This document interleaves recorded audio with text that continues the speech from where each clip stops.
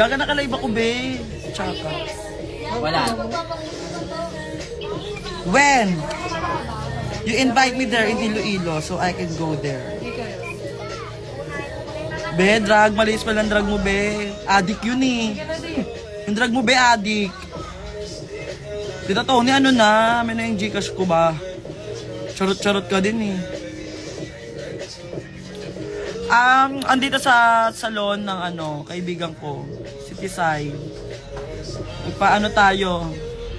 Pinaayos natin yung kuko natin sa paa dahil hindi siya nakakatao. Hindi siya nakakababa-iba. Over yung kuko sa paa. Ang laki niya. Ngayon pang... tapatan kami ng kuko, di ba? Elbow ko siya. Kasama ko yung mga friend ko kakong girl. Pinapunta ko sila lahat dito dahil sakto lang namimiss ko sila.